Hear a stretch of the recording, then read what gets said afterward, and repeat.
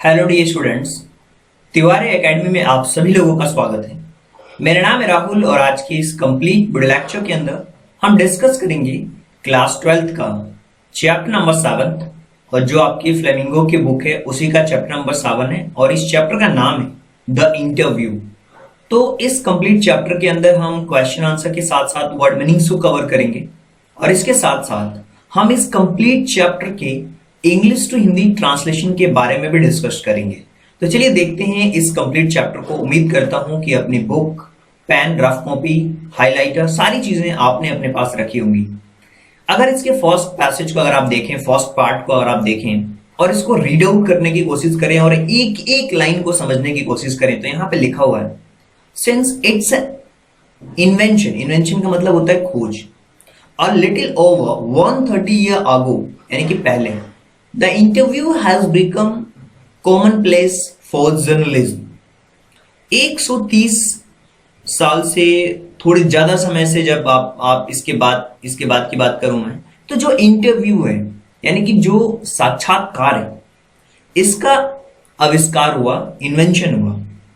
और ये जो इंटरव्यू है ये जर्नलिज्म में यानी कि जो पत्रकारिता है उसमें एक आम बात हो गई। It's a common place, right? Today, almost everybody who is literate will have read the interview at some point in their lives.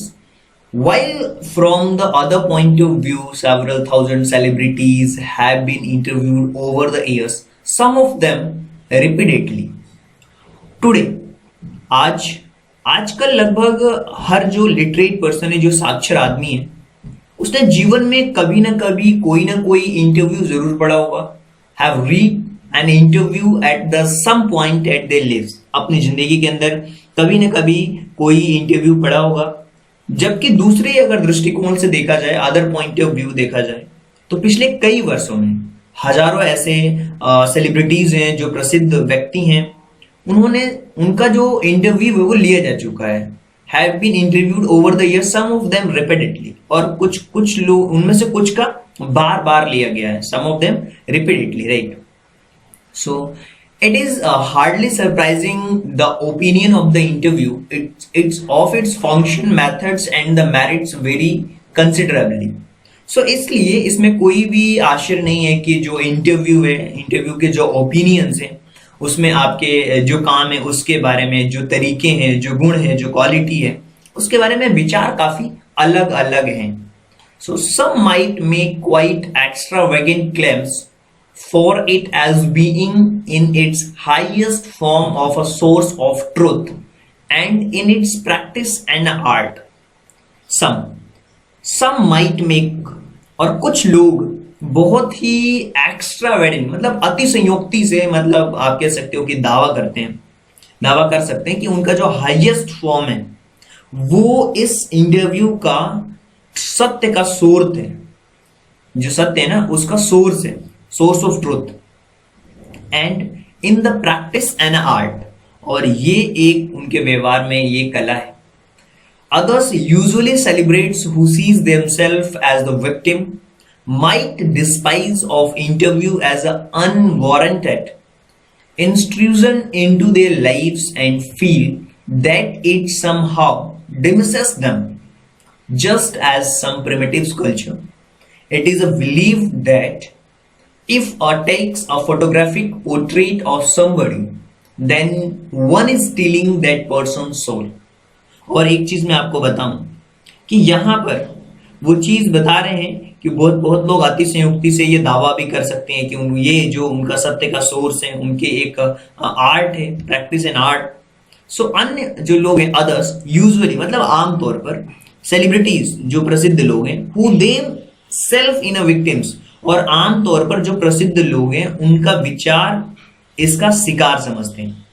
इसे अपने जीवन में कुछ लोग इसे अनावश्यक दखल अंदाजी कहते हैं और घृणा करते हैं इंटरव्यू से, अथवा ऐसा महसूस करते हैं, दे फील दैट समहाउ डिमिसेस, ऐसा फील करते हैं कि किसी न किसी तरीके से ये इंटरव्यू उन्हें छोटा करता है। ठीक वैसे जैसा कि कुछ प्राचीन जो प्रिमिटिव कल्चर हैं, प्राचीन जो संस्कृतियां हैं, ऐसे विश्वास में किया जाता है। कोई भी व्यक्ति उनकी फोटो ले लेता है, फोटोग्राफिक, और वह आदमी उसकी आत्मा को चुरा रहा होता है, right, stealing that person soul. तो इस पैसेज को अगर हम देखें और इसकी में वर्ड मीनिंग्स अगर हम देखें, लिटरेट का मतलब होता है पढ़ा लिखा व्यक्ति, जो पढ़ सकता है, लिख सकता है, able to read and write. और एक्स्ट्रा वैगेंट का मतलब क्या होता है, बिल्कुल अति संयोक्ति, मतलब स्पेंडिंग मच मोर नेसेसरी और वाइज, मतलब अपनी क्षमता से कुछ ज्यादा ही आप बोल रहे हो, उसको हम कहते हैं एक्स्ट्रा वैगेंट, राइट। तो अगर हम इस कंप्लीट पैसेज को देखें और समझने की कोशिश करें तो यूजुअली आप समझ जाओगे इस चीज में कि 130 साल से थोड़े पहले के समय से, जब से इसका इन्वेंशन हुआ जर्नलिज्म का, तो जो इंटरव्यू है वो जर्नलिज्म में एक आम बात हो गई। और आजकल हर जो लिटरेट पर्सन है वो कभी ना कभी कोई ना कोई इंटरव्यू पढ़ा होगा। और जबकि दूसरे के पॉइंट ऑफ व्यू से पिछले कई सालों में ऐसे सेलिब्रिटीज का इंटरव्यू लिया जा चुका है, और कुछ का तो बार बार लिया जा चुका, सम ऑफ देम रिपीटेडली। इसलिए इसमें कोई भी आश्चर्य वाली बात नहीं है कि इंटरव्यू के बारे में, उनके जो काम है, उनके जो तरीके हैं, उनके जो गुण हैं, उनके बारे में उनके विचार जो हैं काफी अलग अलग हैं। और कुछ लोग बहुत ही अति संयोक्तिपूर्ण से ये दावा करते हैं, क्लेम्स करते हैं। और ये जो क्लेम है ना उनका, और इनका ये दावा कर सकते हैं कि ये हाईएस्ट उनके जो ट्रुथ का सोर्स है, बल्कि उनके लिए ये एक आर्ट है। और अर्थात मतलब जो इंटरव्यू है ना, उसको लेना देना एक कला है, जो हाईएस्ट पॉइंट पर पहुंच करके वो सत्य का पता लगा लेता है। तो ये है कला होती है ये तो इंटरव्यू के अंदर। और आमतौर पर जो सेलिब्रिटीज लोग हैं, जो इसको अपना इसका एक शिकार समझते हैं कि यार इंटरव्यू में दखल, ये हमारे लिए हमारी लाइफ के अंदर एक दखलंदाजी की तरह हो सकता है, और ये समझकर वो घृणा भी करते हैं कई बार, और ऐसा वो फील करते हैं कि किसी न किसी तरीके से जो इंटरव्यू है उन्हें छोटा करता है।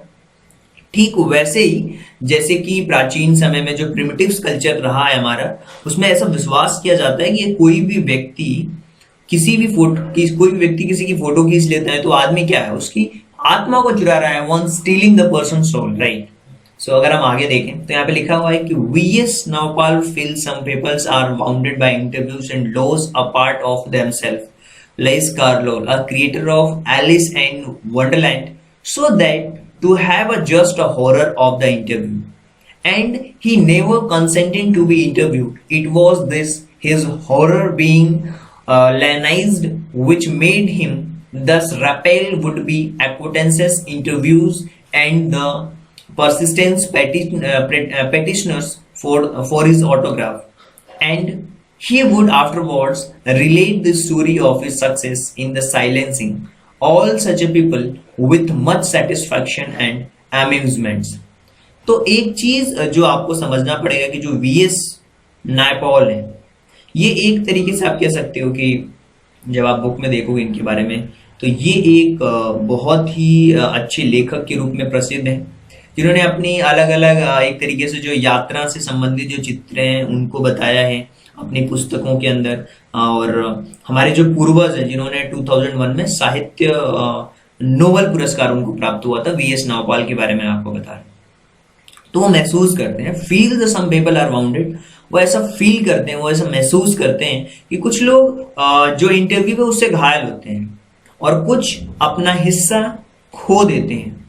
सो एलिस, यहाँ लिखा हुआ एलिस इन वंडरलैंड के जो उनके जो रचयिता हैं, Alice in Wonderland was said, उनके जो रचयिता हैं लुइस कार्लोन के बारे में कहा जाता है कि वो उसे इंटरव्यू से एक न्याय संगत डर था, उसने इंटरव्यू देने को कभी हाँ नहीं की, और उसका ये जो डर था वो बहुत महत्व दिए जाने का था।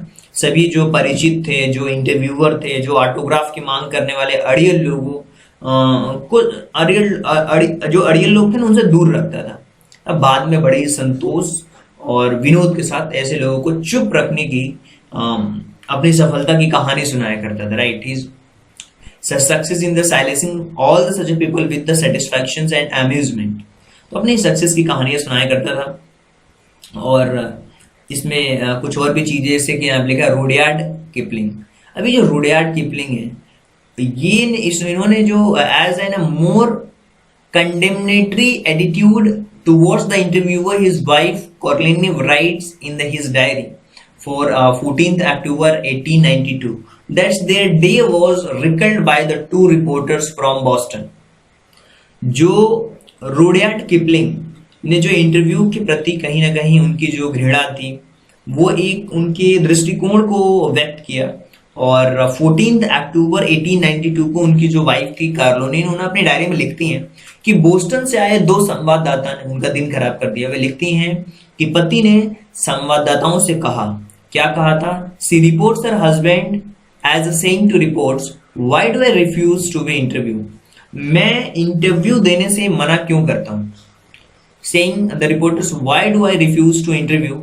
सो उन्होंने कहा कि मैं साक्षात्कार जो इंटरव्यू को देने से मना क्यों करता हूं। देखिए, क्रिएटर का मतलब क्या होता है? जो पर्सन क्रिएट करता है। आजकल देखो यूट्यूब पे वीडियो बनाते हैं लोग, है ना, इंस्टाग्राम पे बनाते हैं, वो अपने आप को क्या कहते हैं कि हम क्रिएटर है, राइट। कुछ लोग कहते हैं हम एजुकेटर है, राइट, और कुछ लोग कहते हैं कि हम कंटेंट क्रिएटर है। तो कंटेंट क्रिएटर मतलब जो कोई ना कोई चीज बनाता है, और एक्विटेंसेस का मतलब क्या होता है? जो जानता है, यूजुअली जो उसके क्लोज नहीं होता है बट वो जानता है। अम्यूजमेंट का मतलब होता है यार सुख शांति, एक आपको एंटरटेन करती है, पास टाइम आप एक तरीके से कह सकते हो। तो यहाँ पे जो रुडयार्ड किपलिंग है, उन्होंने वो कहती हैं इंटरव्यू के प्रति कि कहीं ना कहीं उनके अंदर जो घृणा है वो उनके जो दृष्टिकोण है उनको व्यक्त किया है। और 14 अक्टूबर 1892 को उनकी पत्नी कोरोलाइन ने अपनी डायरी में लिखती हैं कि बोस्टन से आए दो संवाददाताओं ने उनका दिन खराब कर दिया।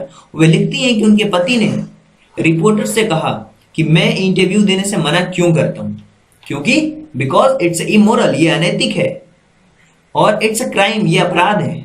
Just as much as crime is offence against my person, assault and just much merits punishment. वो कहते हैं कि मैं मना क्यों करता हूं, क्योंकि ये अनैतिक है, ये एक अपराध है, ये उतना ही अपराध है जितना कि मेरे ऊपर किया गया आक्रमण, और उतना ही दंडनीय है। ये कायरतापूर्ण और अप्रिय चीज है। इट्स कॉवर्डली एंड वाइल, अप्रिय, कॉवर्डली कायरतापूर्ण, और वाइल का मतलब अप्रिय। कोई सम्मान्य व्यक्ति, no respectable man would ask it, much less give it, yet Kipling had himself perpetrated such an assault on the Mark Twain only a few years before. और कोई सम्मान्य व्यक्ति, अगर मैं आपको बताऊं, इंटरव्यू लेना नहीं चाहेगा, और देना तो और भी कम चाहेगा, मतलब चाहेगा नहीं। और यद्यपि कुछ साल पहले किपलिंग ने ऐसा ही आक्रमण मार्क ट्वेन पर किया। 1984 में H.G. Wells in an interview in 1894 referred to the interviewing ordeal, but the fairly frequent interviews of the 40 years later found himself interviewing Joseph Stalin. अब क्या है कि अगर हम ईयर की बात करें तो 1894 के अंदर H.G. वेल्स ने इंटरव्यू की जो कठिन एग्जाम्स हैं, जो परीक्षा है, उसकी ओर संकेत किया, और परंतु वे अक्सर इंटरव्यू देते रहते थे। तो 40 साल बाद उन्होंने स्वयं को जोसेफ स्टालिन का एक इंटरव्यू लेते हुए पाया। देखिए, ऑफेंस का जो मतलब होता है ना, वो वायलेंस से रिलेटेड है, यानी कि आप ब्रेक कर रहे हो अपने मोरल रूल्स को, उसको हम ऑफेंस कहते हैं। पनिशमेंट का मतलब होता है दंड, पेनल्टी, राइट। और फ्रिक्वेंट का मतलब होता है लगातार। कोई चीज अगर फ्रिक्वेंटली चल रही है, इसका क्या मतलब है कि वो लगातार हो रही है। तो अब हम आगे बढ़ते हैं, और यहां पे लिखा हुआ है कि Saul Bellow who has consented to interview on the several occasion nevertheless once describe interview as a being like thumbprints on his windpipe।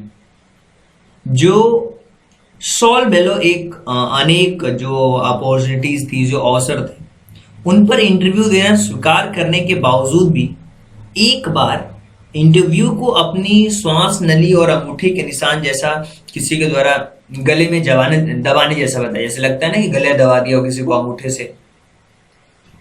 Yet despite the drawbacks of interview, it's a supremely serviceable medium of communication। और फिर भी इतने सारे दोषों के बावजूद ये जो कन्वर्सेशन है, ये सबसे उपयोगी माध्यम है कम्युनिकेशन का। These days These days, more than yet any other time, our most vivid impression of our contem- contemporaries are through interview Dennis Bryan has written. और अन्य जो किसी भी समय से ज्यादा इन हमारे दिनों में जो समकालीन लोगों के बारे में हमारे जो विचार हैं, स्पष्ट विचार इंटरव्यू से ही बनते हैं. Almost everything of moment reaches us through one man asking questions of another. और इसी तरीके से एक आदमी के दूसरे आदमी से प्रश्न पूछने के माध्यम से ये चीजें पहुंचती हैं. इसी वजह से जो इंटरव्यू है वो एक अभूतपूर्व कह सकते हो कि शक्ति का एहसास कराता है. और साक्षात्कार की जो भूमिका होती है वो काफी अहम होती है. Because of this interview hold position and unpredicted power and influence. जो इनकी जो इन्फ्लुएंस की भूमिका होती है, वो जो प्रभाव का स्थान होता है वो काफी अहम होता है. तो कंसेंटिंग का मतलब होता है आप एग्री हो जाते हो, है ना. और इम्प्रेशन का मतलब होता है इफेक्ट क्या है आपके ऊपर, प्रभाव कितना है, इसको हम कहते हैं इन्फ्लुएंस. सो जो सैल बेलो हैं उनके अनेक जो इंटरव्यूज हैं, उन इंटरव्यूज देना स्वीकार करने के बावजूद भी वो एक बार अपने जो इंटरव्यू को, जो उनकी श्वास नली है, वाइन पाइप जो है, उनको बताते हैं कि गले पर अंगूठे जैसा निशान, जैसे किसी के द्वारा गला दबाने जैसा बताया है. फिर भी इंटरव्यू को इतने दोस्त होने के बावजूद यह संवाद बहुत ही उपयोगी माध्यम है. वो बता रहे हैं supremely serviceable medium of communication these days. इस दिन अन्य दिन में अन्य किसी समय से ज्यादा इन दिनों हमारे जो समकालीन लोगों के बारे में हमारे विचार साक्षात्कार से ही बनते हैं.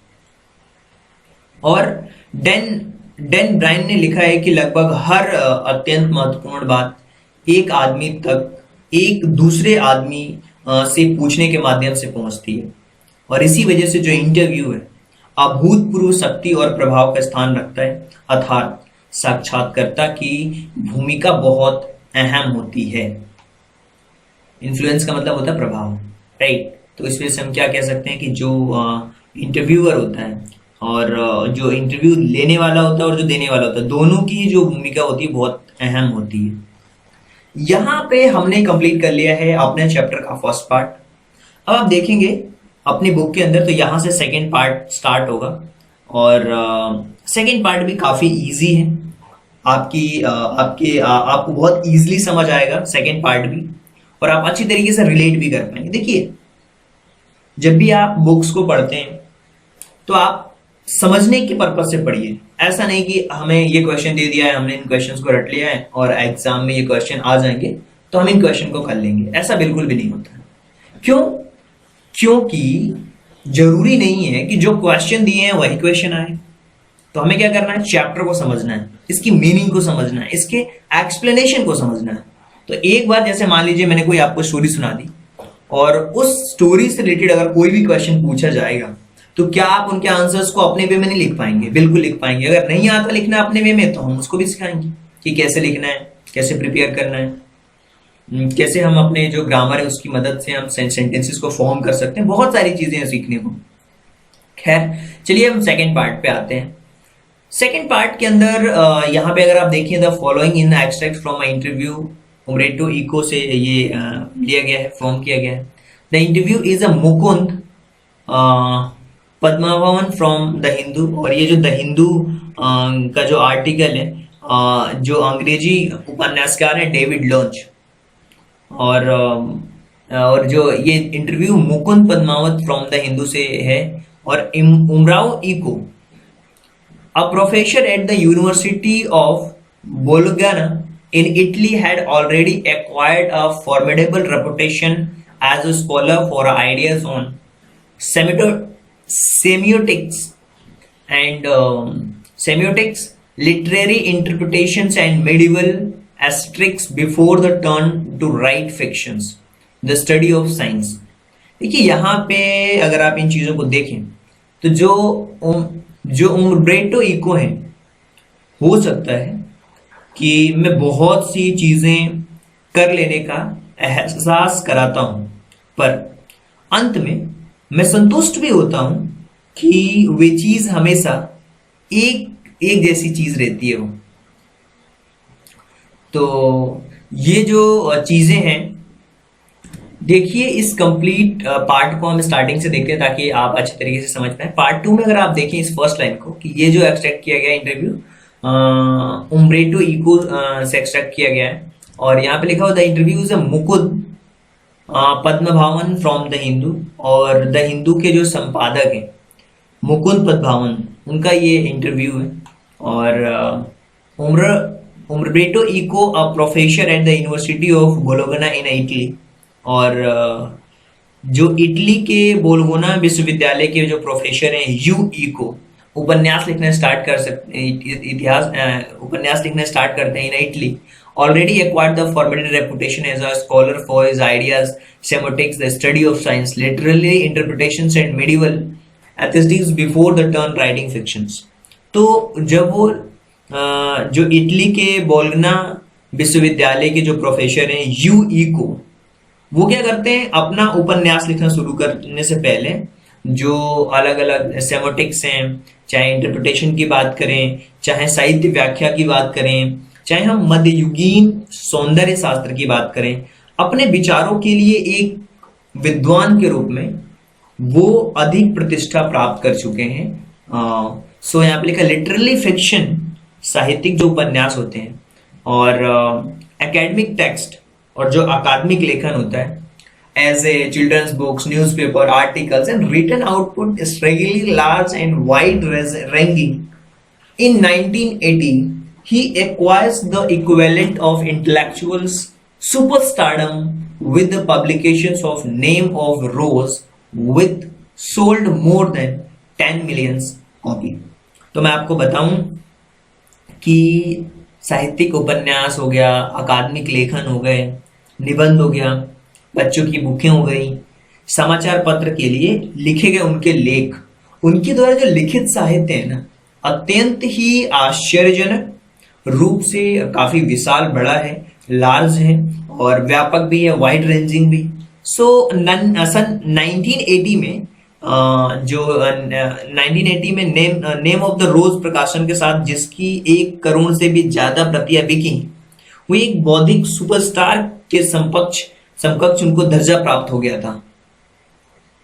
अगर इसी में हम देखें कुछ मीनिंग्स, जैसे एक्वायर हो गया, रेपुटेशन हो गया। एक्वायर का मतलब किसी चीज को आप ओवर पावर, उसको ऑलरेडी आप रख लेते हो। रेपुटेशन का मतलब होता है आपकी एक इमेज होती है, एक आपका दर्जा होता है, उसको हम कहते हैं रेपुटेशन। सो यहाँ पे लिखा मुकुंद। अब यहाँ पे जो मुकुंद है वो कुछ कह रहे हैं, और the English novelist and academic David Lawrence once remarked, I cannot understand how one man can do all the things he does. और मुकुंद कहते हैं, एक ये जो अंग्रेजी उपन्यासकार और विद्वान डेविड लॉरेंस ने एक बार कहा था, मैं नहीं समझ सकता हूँ यार कि किस तरह एक आदमी इतने सारे काम कर सकता है, वो भी वो इको करता है, he does. I'm ready to echo. Maybe I give impressions of doing maybe things.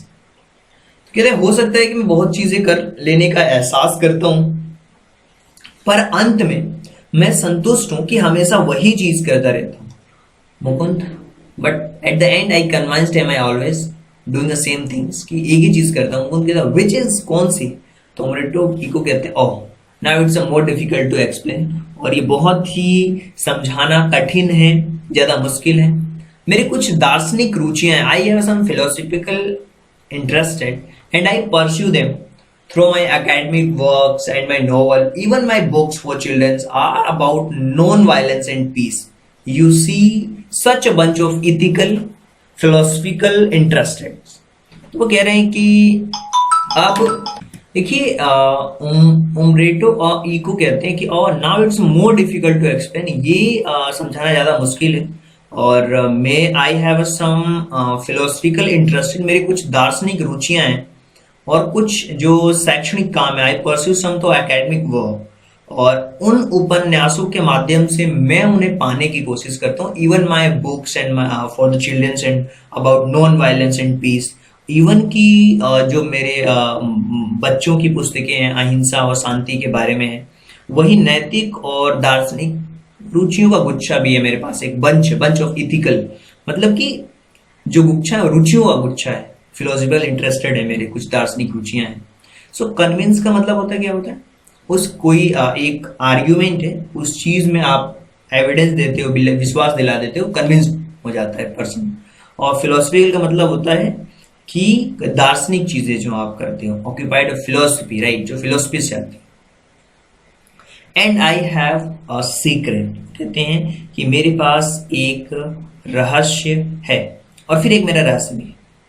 और did you know what will happen if you eliminate the empty space from universe, eliminate the empty space in all the atoms, the universe will become a big as my fist।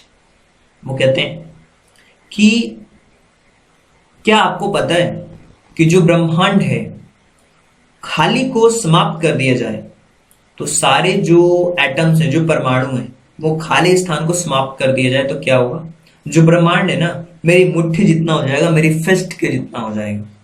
Similarly we have a lot of empty space in our lifes, और इसी तरीके से हमारी जिंदगी के अंदर बहुत सारे खाली स्थान होते हैं, और मैं उन इंटरस्टिक्स जो खाली जगह है कहता हूं, say you are coming over to my place, right. मान लो आप मेरे घर आ रहे हो, right, you are in elevator and while you are coming up I am waiting for you, और आप लिफ्ट में हैं और आप ऊपर की ओर आ रहे हैं, coming up, right, I am waiting for you, मैं आपका इंतजार कर रहा हूं, right. This is an interstices and empty space, ये एक खाली जगह है, और मैं खाली जगह में काम करता हूं, I work in empty space, मैं खाली जगह में काम करता हूं। While waiting for your elevator to come up from the first to third floor, I have already written an article। वो कहते हैं कि आपकी लिफ्ट के फर्स्ट से थर्ड प्लेस तक, फर्स्ट जो फर्स्ट फ्लोर है, फर्स्ट से थर्ड फ्लोर तक पहुंचने की जो वेटिंग समय है, उसमें मैं एक लेख पहले ही लिख चुका हूं, ऑलरेडी रिटन आर्टिकल, और हंसते हैं।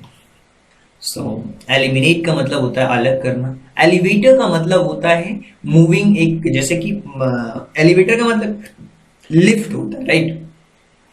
एलिवेटर देखा होगा आपने, कभी मॉल्स वगैरह गए होंगे, किसी शॉपिंग मॉल्स में गए होंगे, वहां पे सीढ़ियां चलती है ऑटोमेटिक्स, मूवी में भी देखा होगा बहुत सारे लोगों ने। और सो जो एलिमिनेट का मतलब होता है अलग करना, तो ये चीज आप समझ पाए होंगे। वो बता रहे हैं कि फिर मेरा एक रहस्य भी है कि आपको पता है कि जो ब्रह्मांड कि खाली जगह को अगर समाप्त कर दिया जाए तो सारे परमाणु है, जो एटम्स हैं, खाली जगह को अगर समाप्त कर दिया जाए तो क्या होगा, जो ब्रह्मांड है ना, वो मुट्ठी जितनी हो जाएगा। और इसी तरह हमारे जीवन में बहुत सारे खाली स्थान होते हैं, और मैं उन खाली स्थान से कहता हूं, मान लो कि आप मेरे घर आ रहे हो और आप लिफ्ट में हो, जब आप ऊपर की ओर आ रहे हो तो मैं आपका वेट कर रहा हूँ, राइट। और ये एक इंटरेस्टिंग से मतलब कि खाली स्थान है, और इस खाली जगह को, इस खाली स्थान में मैं काम करता हूँ। आपकी लिफ्ट फर्स्ट फ्लोर से थर्ड फ्लोर तक आने की प्रतीक्षा करते समय मैं पहले ही एक लेख लिख चुका हूं, और वो हंसने लगते हैं, राइट। देखिए, जो हर आदमी है ना, हर आदमी वो कहते हैं मुकुंद की, not everyone can do that, of course, कि हर आदमी, मुकुंद कहते हैं हर आदमी सचमुच ऐसा नहीं कर सकता। और your non-fictional writing, your scholarly work has certain playful and personal quality about it। और जो आपके नॉन फिक्शन अकाल्पनिक लेखक है ना, अकाल्पनिक लेखन है, उसमें एक कह सकते हो कि विद्वतापूर्ण लेखन में एक खास और विनोदपूर्ण वैयक्तिक गुण है उसके अंदर, personal quality about it. So it is a marked departure from regular academic style, और जो कि ये एक नियमित, आप कह सकते हो कि नियमित शैली से हटकर है, स्पष्ट और हटकर है, जो निश्चय a regular academic style which is invariably depersonalised and often dry and boring. और ये एक तरीके से आप कह सकते हो कि अक्सर शुष्क, उबाऊ और क्या जानबूझकर अनौपचारिक मार्ग को आपने चुना है? Have you consciously adopted a informal approach और it's something just came naturally to you? Umberto Eco कहते हैं, वो कहते हैं कि क्या आपने इस चीज को जानबूझकर जानबूझकर ऐसा आपने ये चुना है क्या? ये ऐसी चीज है जो स्वाभाविक रूप से आपको प्राप्त हो गई होगी, राइट, नेचुरली टू यू। तो उम्ब्रेटो उम्ब्रेटो इको कहते हैं, मैं when I present my first doctoral dissertations in Italy, one of my professor said scholars learn a lot from a certain subject, then you make a lot of false hypotheses, then they correct them, and at the end they put the conclusion। जो उम्ब्रेटो eco है, और वो कहते हैं कि जब मैंने Italy में पहला डॉक्टरेट संबंधित अपना जो शोध प्रबंध प्रस्तुत किया, तो एक प्रोफेसर ने मुझसे कहा कि विद्वान किसी विषय के बारे में बहुत कुछ सीखते हैं, फिर वे बहुत झूठी परिकल्पनाएं बनाते हैं, फिर उन्हें ठीक करते हैं और अंत में वो अपना निष्कर्ष रखते हैं, कंक्लूजन रखते हैं। इसके विपरीत you on the contrary told the story of your research, इसके विपरीत आपने अपने शोध की कहानी सुनाई है, यहां तक कि अपने प्रयासों और असफलताओं को भी शामिल किया है। वर्ड मीनिंग्स में क्या है? डिपार्चर, मतलब कि आप एक जगह से जाते हो दूसरी जगह, राइट, डेविएशन होता है। कॉन्सियसली मतलब कि क्लियर इंटेंट के साथ में। कॉन्ट्रेरी के मतलब अपोजिट, यहाँ पे कॉन्ट्रडिक्शन, उसको हम कॉन्ट्रेरी कहते हैं। सो मुकुंद कहते हैं कि हर आदमी सचमुच ऐसा नहीं कर सकता। आपके जो अकाल्पनिक लेखन है, जो विद्वतापूर्ण लेखन है, उसमें एक खास और विनोदपूर्ण व्यक्तिक गुण है, और ये एक नियमित एकेडमिक से काफी हटकर है, जो निश्चित रूप से एक शुष्क उबाऊ है। तो क्या आपने इस चीज को जानबूझकर कॉन्शियसली किया, मार्ग को इसलिए चुना आपने? ये एक ऐसी चीज है जो स्वाभाविक रूप से आपको प्राप्त हो गई। तो उम्ब्रेटो इको कहते हैं कि जब मैं इटली में पहला अपना डॉक्टरेट से संबंधित शोध पत्र जो प्रस्तुत किया, तो एक प्रोफेसर ने कहा कि विद्वान किसी भी विषय के बारे में बहुत कुछ सोचते हैं, फिर वो बहुत सारी झूठी परिकल्पनाएं बनाते हैं और फिर उसे सिद्ध करते हैं और ठीक करते हैं, निष्कर्ष रखते हैं। इसके विपरीत आपने अपनी शोध की कहानियां सुनाई। Contrary you told your stories of research even including your trials and errors, आपने अपनी जो गलतियां हैं, जो प्रयास हैं, उन असफलताओं को भी शामिल किया। उसी समय at the same time he recognised he was right and went to publish my dissertations as the book which meant appreciated it, और उसी समय उसने जाना कि मैं सही था, मेरे शोध प्रबंध को एक पुस्तक के रूप में प्रकाशित करवाया। इसका मतलब था कि उसने मेरे लेखन को सराहा है ना, एप्रिशिएट किया। At the point at the age of 22, उस समय 22 साल की उम्र में समझ गया, I understood scholarly books should be written the way I had done by telling the story of research. At the point, उस समय 22 साल की उम्र में मैं समझ गया कि जो विद्वतापूर्ण पुस्तकें हैं ना, उसी तरह लिखा जानी चाहिए थी जिस तरीके से मैंने लिखी थी शोध की कहानी, story of research. This is why my essays always have a narrative aspect, और यही कारण है कि मेरे जो एसेज हैं, जो निबंध हैं, वो कथात्मक पहलू होता है, उस नैरेटिव एस्पेक्ट्स होते हैं। And this is why probably I started writing narratives novels so late at the age of 50 more or less, और शायद यही कारण है कि मैंने इतनी देर से जो कथा साहित्य है उसको लिखना प्रारंभ किया। लगभग 50 साल की उम्र के आसपास कह सकते हो कि मैंने लिखना प्रारंभ किया। मुझे याद है, I remember that my dear friends Roland Barthes always frustrated that he was an essayist and not a novelist. मुझे याद है कि मेरा जो प्रिय मित्र था वो रोनाल्ड बार्थेस हमेशा इस बात से परेशान रहता था कि वह एक निबंधकार है, वो उपन्यासकार नहीं है, नॉवेलिस्ट नहीं है, और न ही उसने he wanted to do creative writing in one day और another but died before he could do too. और वो किसी न किसी दिन एक रचनात्मक लेखन को करना चाहता था, परंतु ऐसा करने से पहले ही उसकी डेथ हो गई। I never felt this kind of frustration, और मैंने इस तरीके की कभी भी फ्रस्ट्रेशन, कुंठा कभी महसूस नहीं की।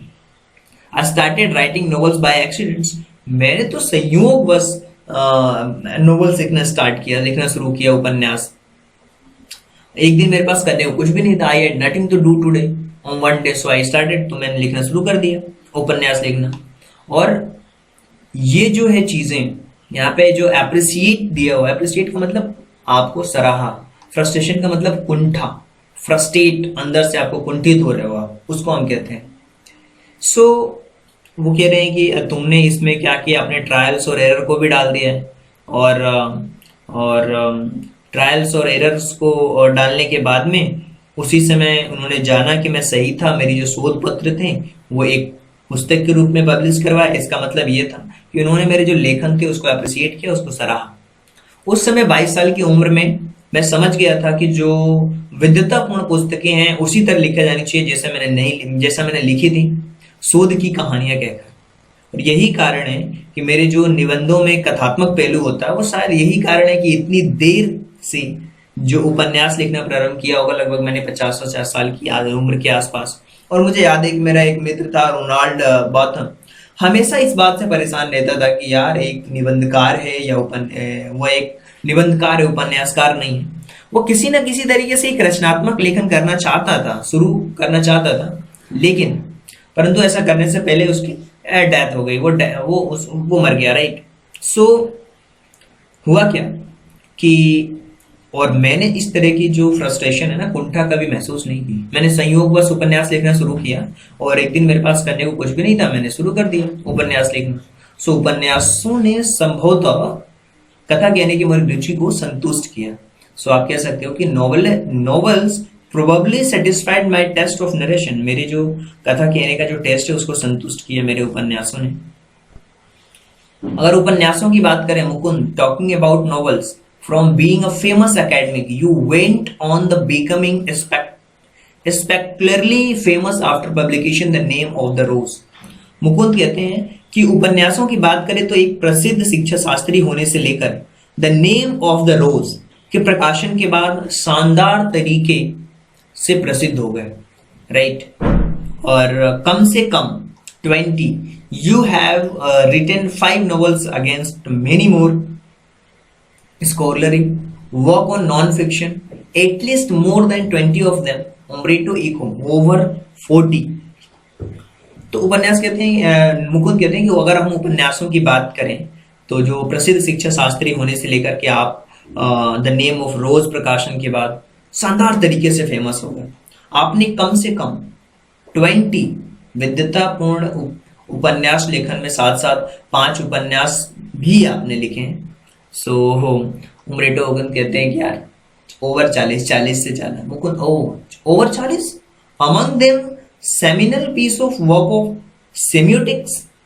और फिर वो कहते हैं, मुकुंद कहते हैं 40 से ज्यादा, उनमें से एक लक्षण शास्त्र पर किया गया प्रभावशाली लेखन कार्य है, किंतु ज्यादातर लोगों से but over the among of sentiment peace over the semiotics. But ask most of people about the Umberto Eco, they will say, oh, he is a novelist।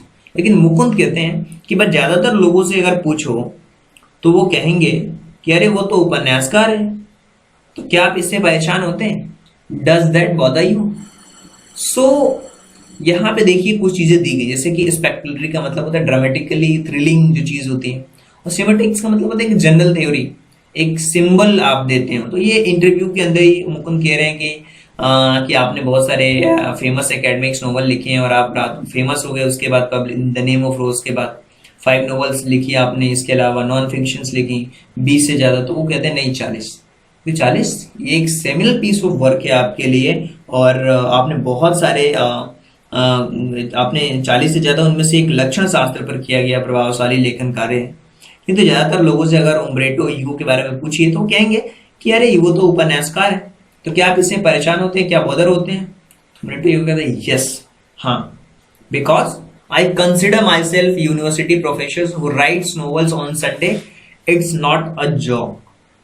कहते हैं हाँ, क्योंकि मैं अपने आप को एक विद्यालय का प्रोफेसर मानता हूं जो रविवार को अपने नॉवेल्स को लिखता है, और ये जोक नहीं है, ये मजाक नहीं है। I participated in academic conferences, not a meeting, a pen clubs and writers.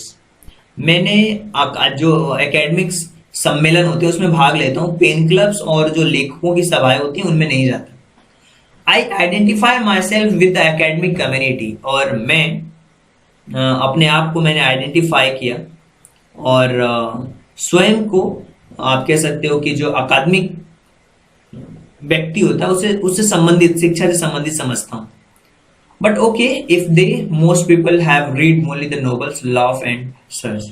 ठीक है, वो कहते हैं ठीक है, किंतु अधिकांश लोगों ने केवल उपन्यास पढ़े हैं, हंसते हैं, कंधे उचकाते हैं। मैं जानता हूँ कि उपन्यासकार लिखकर मैं ज्यादा पाठकों तक पहुंचता हूँ।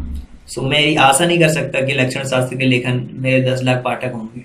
सो I know by writing novels I reach the larger audience, लिख करके मैं ज्यादा लोगों तक पहुंच पाता हूँ। और I can not expect to have 1 million readers with stuff on semiotics, और मैं ये आशा नहीं कर सकता कि 10 लाख पाठक होंगे मेरे लेखन के लक्षण शास्त्र के। सो मुकुंद कहते हैं which brings me to my next question. So और मुकुंद कहते हैं मुझे आप अपने अगले प्रश्न तक मुझे अपने अगले प्रश्न तक ले जाती है। The name of the rose. The name of the rose a very serious novel. It's detective yarn at one level, but it also delves into metaphysics, theology, medieval history, at enjoying the huge mass of audience. Were you puzzled at all by this? तो वो कहते हैं मुझे एक और चीज जो है द नेम ऑफ रोज अत्यंत गंभीर उपन्यास है। एक स्तर पर एक लंबी जासूसी कहानी है, किंतु इसके अंदर मीमांसा, ईश्वर मीमांसा, मध्ययुगीन इतिहास और विशाल पाठकों का आपको समूह मिला है। तो क्या आप किसी तरीके से चकराएं? तो यहाँ पे देखिए कुछ मीनिंग्स हैं। पार्टिसिपेट्स का मतलब होता है जो उसमें पार्ट लेते हैं, और डिटेक्टिव का मतलब क्या होता है? किसी चीज को खोजना, डिटेक्टर, राइट। तो ये कह रहे हैं कि यस, मैं अपने आप को एक यूनिवर्सिटी के प्रोफेसर की तरह ट्रीट करता हूँ, कंसिडर करता हूँ, जो एक संडे को जो नॉवेल्स लिखता है, एक जोक नहीं है। मैं कभी भी जो एकेडमिक कॉन्फ्रेंसेस होते हैं उसमें पार्टिसिपेट करता हूँ, बट जो पेन क्लब्स और राइटर्स की मीटिंग होती है उसमें नहीं। मैंने अपने आप को एक एकेडमिक कम्युनिटी के साथ पाया। बट ओके, ज़्यादातर लोग केवल पढ़ते हैं नॉवेल्स। मेरे इस वजह से I know that by writing letters I reach larger audience. और मुझे पता है कि मैं ये जो चीज़ है इसको लिख करके मैं ज़्यादातर लोगों के पास पहुंच जाता हूँ, लार्जर ऑडियंस मिलती है, और मैं इसको एक्सपेक्ट नहीं कर सकता। आई can not expect have more than 11 readers. और मैं ये नहीं कहूँ, ये एक्सपेक्ट नहीं कर सकता कि 10 लाख से ज़्यादा लोग पढ़ते हैं। और स्टफ्स ऑफ सेमेटिक्स जो मुकुंद विच ब्रिंग्स मी नेक्स्ट क्वेश्चन। मुकुंद कहता है कि आप मुझे एक अगले प्रश्न के ले जाती है। द नेम ऑफ द रोज एक अत्यंत ही गंभीर उपन्यास है और एक स्तर पर एक लंबी जासूसी कहानी, इसमें जिसके जो तत्व हैं, मीमांसा भी है और ईश्वर मीमांसा भी है, मध्य युगीन इतिहास भी है, मेटाफिजिक्स भी है, और बहुत सारी चीजें हैं इसके अंदर जो हमारे मध्ययुगीन इतिहास की गहराइयों तक ले जाती है। इसमें जो विशाल पाठकों का समूह मिला, क्या आप किसी तरीके से चकराए? तो कहते हैं नो, नहीं। Is a mystery, right? नहीं, ऐसा नहीं हुआ, बिल्कुल भी नहीं चकराए। सो जर्नलिज्म आर पजल, पत्रकार चकराते हैं, एंड समटाइम्स पब्लिशर, और कुछ समय कभी कभी तो जो पब्लिशर्स होते हैं। And this is because journalism and publisher believe that people like a trash, I don't like difficult reading experience. और ऐसा इसलिए होता है कि पत्रकार और जो प्रकाशक होते हैं ना, विश्वास करते हैं कि लोगों ने कहा कि निम्न स्तर का भी साहित्य पसंद होता है। वे कठिनाइयों से पढ़कर अपने अनुभवों को पढ़ना पसंद नहीं करते। सोचो, consider the 6 billion people on this planet. इस पृथ्वी पर 6 बिलियन लोग हैं, 6 अरब लोग हैं इस धरती पर। और the name of rose sold between 10 and 15 million copies. और मैं आपको बताऊं कि 10 से 1.5 से 1 से लेकर के 1.5 करोड़ की प्रतियां बिकी, 10 to 15 मिलियन कॉपीज बिकी। अतः इस तरीके के so in the way of I reached only small percentage of readers. तो इस तरीके से मैं छोटे पाठकों के छोटे प्रतिशत तक ही पहुंच पाया, परंतु ये वे पाठक हैं जो सरल अनुभव नहीं करना चाहते। But it is exactly these kinds of readers who don't want as a experience. So in the way I reached only small percentage of reader. तो इस तरीके से मैं एक छोटे से प्रतिशत तक ही पाठकों तक पहुंच पाया हूं, परंतु ये जो पाठक जो सरल अनुभव नहीं करना चाहते, these kinds of reader don't easy experience, so कम से कम वे हमेशा चाहते हैं, I at least don't always want this, मैं हमेशा ऐसा नहीं चाहता। I myself at 9 p.m. after dinner I watch television and want to see either Miami Voice or Emergency Room. स्वयं मैं डिनर के 9 बजे टेलीविजन देखता हूँ, या तो मियामी वॉइस या फिर इमरजेंसी रूम देखना चाहता हूँ। मैं इसका आनंद लेता हूँ। I enjoyed it and I need it but not all day. मैं इसका आनंद लेता हूँ, इसकी मुझे जरूरत है, परंतु पूरे दिन भर नहीं देखता। मुकुंद कहते हैं आगे, देखिए पजल का मतलब क्या होता है, इसकी मीनिंग को भी देख लेते हैं। पजल का मतलब होता है प्रॉब्लम में फंस जाना, फजल हो जाना, राइट, अ प्रॉब्लम। और एग्जैक्टली का मतलब सेम, राइट। देखिए ट्रैश का मतलब तो कचरा होता है, यूजलेस होता है। एग्जैक्टली का मतलब होता है similar, that's right, all quite true, right. So जो इम्ब्रेटो ईगो कहते हैं कि नहीं, जब वो कहते हैं कि जो जर्नलिज्म होते हैं वो बदल हो जाते हैं, समटाइम पब्लिशर भी। एंड बिकॉज जर्नलिज्म और पब्लिशर बिलीव करते हैं कि ये जो पत्रकार और जो प्रकाशक, ये ऐसा उनको ऐसा लगता है कि लोगों के लिए कूड़ा पसंद होता है और वे कठिनाइयों से पढ़कर प्राप्त अनुभव को पसंद नहीं करते। सोचो इस धरती पर 6 अरब लोग हैं, जिसमें 10 से 15 मिलियन प्रतियां हमारे बिकी। अतः इस तरीके के पाठकों से एक छोटे प्रतिशत तक तो पहुंच पाया मैं, परंतु ये पाठक जो इजी एक्सपीरियंस नहीं चाहते, कम से कम वे ऐसा नहीं चाहते। वे डिनर के बाद 9 बजे मैं देखता हूँ, मैं खुद स्वयं डिनर के बाद 9 बजे टेलीविजन देखता हूँ, या तो मियामी वॉइस या इमरजेंसी रूम देखना चाहता हूँ। इसका आनंद लेता हूँ, मुझे इसकी जरूरत है, परंतु पूरे दिन भर नहीं देखता। सो मुकुंद कहते हैं, could the huge success of novel have anything to do with the facts and with the dealt with the period of medieval history and Umberto Eco? That's possible. So Mukund कहते हैं कि अच्छा, क्या ये उपन्यास की बड़ी सफलता इस तथ्य से कुछ लेना देना है, इसमें जो आपने मध्ययुगीन इतिहास की चर्चा की है उससे कुछ लेना देना है? तो उम्बर्टो इको कहते हैं, दैट्स पॉसिबल, ये संभव है, but let me tell you another story because you often tell stories like Chinese wise man. और परंतु मैं आपको एक और कहानी सुनाता हूं, क्योंकि मैं अक्सर चीनी बुद्धिमानी आदमी की तरह कहानी सुनाता हूं। My American publisher said while she loved my book, she didn't expect to sell more than 3,000 copies in a country where nobody has been cathedral and studied Latin.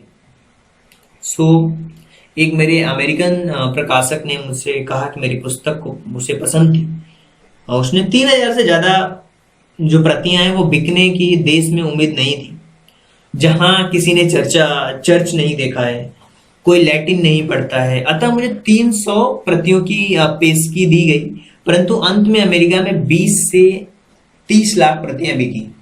So I given an advance of 3,000. So I was given an advance for 3,000 copies, but at the end it sold 2 or 3 million US. लेकिन America में 20 से 30 लाख प्रतियां बिकी।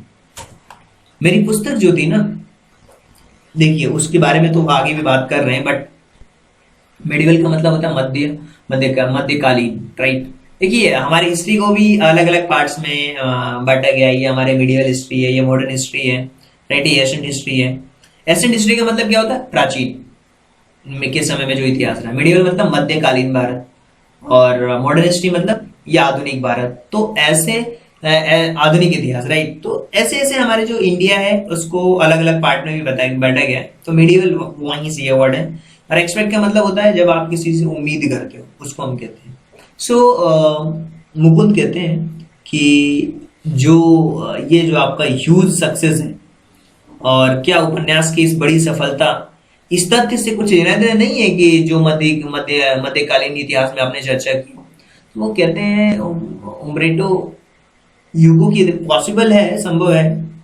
परंतु मैं एक और कहानी आपको सुनाता हूँ, क्योंकि अक्सर चीनी बुद्धिमानी व्यक्ति को इस तरह की कहानियां सुनाता हूँ।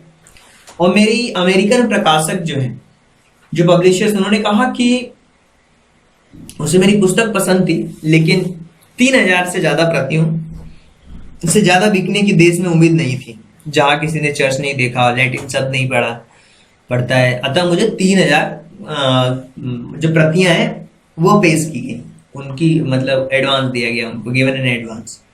और 20 से 30 लाख प्रतियां बिकी आगे चलकर। So at a lot of books have been written about the medieval past and before time. और मेरी पुस्तक से पहले भी मध्ययुगीन इतिहास के बारे में काफी पुस्तकें लिखी जा चुकी। I think the success of book is mystery, nobody can predict it. और मैं समझता हूं कि इस पुस्तक का सबसे जो बड़ी सफलता है वो है रहस्य, कोई भी इसको प्रेडिक्ट नहीं कर सकता। और मैं समझता हूं, I think if had been the name of the rose 10 years earlier, the 10 years later it would be have been the same. Why? It worked at the same time at the mystery. और मैं समझता हूं कि पुस्तक की सफलता एक रहस्य है, क्योंकि कोई भी इसकी भविष्यवाणी नहीं कर सकता। मैं समझता हूं कि यदि मैंने द नेम ऑफ रोज 10 वर्ष पहले या 10 वर्ष बाद लिखा होता तो परिणाम वही नहीं होता। उस समय यह उतनी सफल कैसे हो गई, यह एक रहस्य है। Why walk that time? It's a mystery. Predict का मतलब होता है संभावना, मिस्ट्री का मतलब होता है रहस्य। सो आप कह सकते हो कि मेरी पुस्तक से पहले बहुत सारी अलॉट ऑफ बुक्स मध्यकालीन इतिहास के बारे में लिखी जा चुकी थी। और मैं समझता हूं कि पुस्तक की जो सक्सेस होती है ना, वो एक सीक्रेट है, कोई भी इसको प्रेडिक्ट नहीं कर सकता। और मैं जानता हूं, मैं समझता हूं कि यदि मैंने द नेम ऑफ रोज 10 वर्ष पहले या 10 वर्ष बाद लिखी होती तो परिणाम ये नहीं होते। उस समय इतनी सफल कैसे हुई, यह एक रहस्य है। तो ये था हमारा कंप्लीट ट्रांसलेशन। अब हम आते हैं अपने चैप्टर के क्वेश्चन आंसर वाले पार्ट पे। तो आप देखोगे कि यहाँ पे क्वेश्चन दिया हुआ है हमारा, what are some positive views on interview. तो interview 130 years ago is the existence, it become a inherent part of journalism. It is a useful means communication that times considered to be an art, serving the source of truth, draining brain ads. Today world know the competence when their interviews. तो contemporaries आप इन चीजों को देख सकते हो, समझ सकते हो। तो ये आपका फर्स्ट क्वेश्चन, राइट। अब ये सेकंड क्वेश्चन पे आ जाते हैं, why do you most celebrity rights despite the being interview. तो ये इसका आंसर है। इसी तरीके से ये थर्ड क्वेश्चन, फोर्थ क्वेश्चन को आप देख पा रहे हैं। और इसी तरीके से मैं आपको बताऊं, ये तो आपका हो गया थर्ड क्वेश्चन और ये हो गया आपका फोर्थ क्वेश्चन। इनको भी आप समझ सकते हो और अच्छी तरीके से बता भी सकते हो। इसके अलावा अगर मैं बताऊं आगे क्वेश्चंस में अगर मूव करें और आगे हम बढ़ने की कोशिश करें तो चीजें आप समझ पाओगे इजीली, जो कि है काफी आसान, राइट। तो यहाँ पे आप देखिए कि ये जो फिफ्थ क्वेश्चन है इसका आंसर ये है। सो आई होप कि ये जो चैप्टर है उसको आपने बहुत अच्छी तरीके से समझ लिया होगा। अगर आपको लगता है कि फिर भी कोई डाउट, सुझाव, सजेशन देना चाहते हैं या कोई डाउट है, सुझाव या सजेशन देना चाहते हैं तो कमेंट बॉक्स में आप सुझाव और सजेशन दे सकते हैं। So thank you so much and thanks for giving your precious time at the last. God bless you. Thank you so much.